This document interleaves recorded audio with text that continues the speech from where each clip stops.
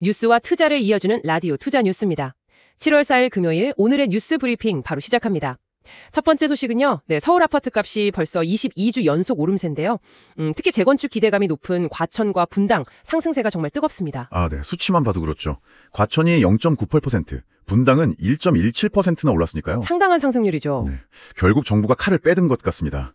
수도권 주요 지역까지 자금 출처 조사를 확대한다고 발표했어요. 네, 그 재건축 기대 심리가 워낙 강하게 시장을 밀어올리니까요. 이런 분위기에서는 대우건설, 삼성물산, 현대건설 같은 이런 관련 건설주들이 수혜를 볼 가능성이 커 보입니다. 그렇군요. 다만 이제 정부의 자금 출처 조사 강화, 이게 단기적으로 투자 심리에 좀 어떻게 작용할지는 조금 더 지켜봐야 할 것 같습니다. 네, 알겠습니다. 다음 소식은요. 베트남과 미국 간의 무력 협상이 타결됐다는 소식이네요. 네. 중요한 소식이죠. 상호 관세율을 기존 46%에서 20%로 꽤 많이 낮췄어요.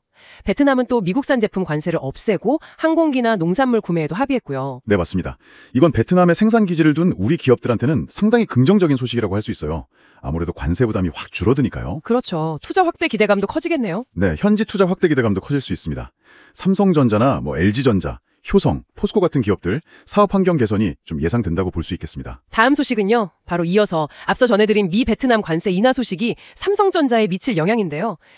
아무래도 삼성전자에게 베트남은 정말 중요한 생산 거점이죠. 그럼요. 아주 중요하죠. 그 베트남 법인 매출이 베트남 전체 수출의 거의 14%나 차지할 정도니까요. 와, 14%요? 대단하네요. 네. 그래서 관세율이 46%에서 20%로 낮아지면 이게 확실히 운영 부담은 줄어들 겁니다. 베트남 생산기지의 경쟁력이 어느 정도 회복되고 또 수출 관련 불확실성도 좀 해소될 수 있겠네요. 그래도 과거 10% 수준보다는 여전히 높다는 점은 좀 아쉽긴 하네요. 네, 그 점은 그렇죠. 하지만 일단 큰 부담을 덜었다는 데 의미가 있고요. HS유송이나 LS 에코에너지 같은 관련 기업들에도 긍정적일 수 있습니다. 다음 소식 살펴보겠습니다. 미국에서 나온 고용지표가 시장 예상을 아주 크게 웃돌았다면서요. 네, 그렇습니다. 6월 비농업 일자리가요. 예상치가 한 11만 명 정도였는데 14만 7천 개나 증가했어요. 훨씬 많죠. 와, 예상보다 훨씬 많네요. 실업률도 낮아졌고요. 네, 실업률도 예상은 4.2%였는데 4.1%로 더 낮게 나왔습니다. 그러니까 전반적으로 아주 견조한 고용시장 상황을 보여주는 거죠. 이렇게 되면 연준의 금리 인하 기대감은 좀 수그러들 수 있겠는데요? 맞습니다. 그럴 가능성이 커졌죠. 금리 인하 시점이 좀 늦춰질 수 있고 이게 또 달러 강세로 이어질 수 있거든요. 그렇죠. 이렇게 되면 이제 삼성전자, 현대차, SK 하이닉스 같은 우리 대표 수출 기업들은 환차선 부담이 좀 커질 수 있어서 주의가 필요해 보입니다. 다음 소식입니다. 마이크로소프트, MS가 또 대규모 감원을 단행했습니다. AI 투자를 늘리면서 동시에 인력 구조 조정을 하는 모습이네요. 네, 올해 벌써 두 번째 감원인데요. 전체 인력의 한 4% 정도, 약 9천 명을 추가로 감원한다고 발표했습니다. 9천 명이요. 상당히 큰 규모네요. 네. 아무래도 AI 분야에 집중적으로 투자하면서 기존 인력 구조를 좀 재편하는 조직 효율화 과정으로 보입니다. 근데 이런 글로벌 빅테크의 움직임이 역으로 보면 삼성 SDS나 LG CNS, SK CNC, 또 네이버 같은 국내 IT 서비스 기업들한테는 어떻게 보면 새로운 사업 기회가 될 수도 있어요. 기회가 될 수도 있다고요? 네, AI 관련 시스템 구축이라든지 서비스 수요가 늘어날 수 있으니까요. 네, 국내외 경제와 산업에 영향을 미치는 다양한 소식들 알아보고 있습니다. 이런 뉴스를 매일 받아보고 싶으시면 구독해주시고요. 좋아요는 저희에게 정말 큰 힘이 됩니다. 궁금한 점 있으시면 언제든 댓글로 남겨주세요. 자, 다음 소식입니다. 일본에서 좀 때 아닌 만화책 예언 논란이 있다고요?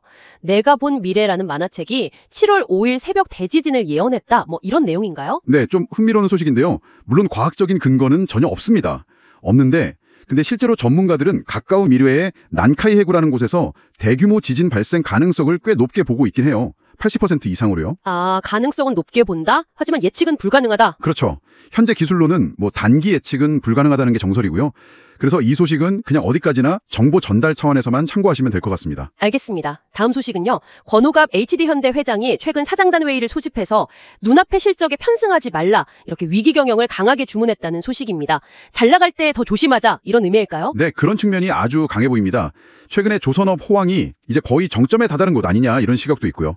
또 동시에 정유나 석유화학 부문의 부진이 계속되는 상황도 염두에 둔 발언 같아요. 투자 관점에서는 어떻게 봐야 할까요? 투자 관점에서는요, 조선업의 어떤 단기 고점 가능성, 그리고 정유화학 부문의 부진 지속 우려를 시사하는 걸로 볼 수 있거든요. 그래서 HD현대중공업이나 HD현대미포, 현대오일뱅크 같은 관련주 투자에는 조금 신중할 필요가 있어 보입니다. 다음 소식 보겠습니다. 최근 증시 흐름과는 좀 반대로 움직인 개인 투자자들이 많았다고요. 주가 하락에 베팅했다가 손실을 본 분들이 많다는 얘기네요. 네, 좀 안타까운 사례인데요. 코스피는 상승했는데도 개인 투자자분들이 주가 하락 시 수익을 내는 인버스 ETF 있잖아요. 특히 코덱스 200 선물 인버스 2X 같은 상품, 이걸 집중적으로 사셨다가 마이너스 27.9%면 정말 큰 손실이죠. 와, 마이너스 27.9%요? 반대로 레버리지 ETF는 파셨고요. 네, 지수 상승에 베팅하는 레버리지 ETF는 오히려 순매도하셨어요. 그러니까 시장 방향 예측이 참 쉽지 않다는 걸 보여주는 그런 사례입니다. 그렇죠.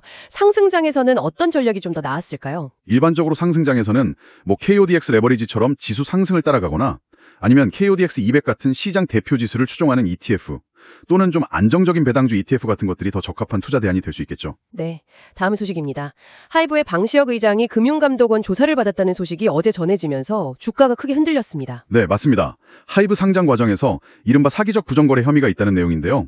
상장 전에 IPO 계획이 없다고 일부 주주들을 속이고 이면 계약을 통해서 차익을 얻었다, 이런 혐의입니다. 아, 그래서 어제 주가가 그렇게 많이 빠졌군요. 4.75% 급락했죠. 네. 아무래도 오너 리스크가 딱 부각된 거니까요. 단기적인 주가 조정은 좀 불가피해 보이고요. 이게 또 엔터테인먼트 산업 전반에 투자 심리를 위축시킬 가능성도 좀 염두에 둬야 합니다. 다른 엔터주들에도 영향이 있을 수 있겠네요. 네, JYP나 SM 엔터테인먼트 같은 다른 엔터주들 움직임도 좀 지켜볼 필요가 있겠습니다. 네, 벌써 마지막 소식이네요. 중국 바이오 기업들이 최근 글로벌 시장에서 아주 두각을 나타내고 있다는 소식입니다. 기술 이전 성과를 바탕으로 주가도 크게 오르고 있다고요. 네, 그렇습니다. 특히 비만 치료제나 항암제 분야에서 기술력을 인정받으면서요. 홍콩 증시에 상장된 3S 바이오 같은 경우는 연초 대비 무려 321%나 올랐고요. 321%요? 네, 이노벤트라는 기업도 138%나 급등했습니다. 이게 중국 정부의 적극적인 지원과 규제 개혁이 좀 효과를 보고 있다, 이런 분석입니다. 와, 중국 바이오가 정말 무섭게 성장하네요. 우리 기업들한테는 어떤 의미가 있을까요? 이런 성공 사례는 우리 바이오 기업들에게도 좋은 자극제가 될 수 있습니다. 기술 개발이라든지 글로벌 협력의 중요성을 다시 한번 보여주는 거니까요. 삼성바이오로직스, 셀트리온, 유한양행, SK바이오팜 같은 우리 대표 기업들의 향후 전략에도 좀 참고가 될 것 같습니다. 벤치마킹 대상이 될 수도 있고요. 이상으로 라디오 뉴스였습니다. 감사합니다.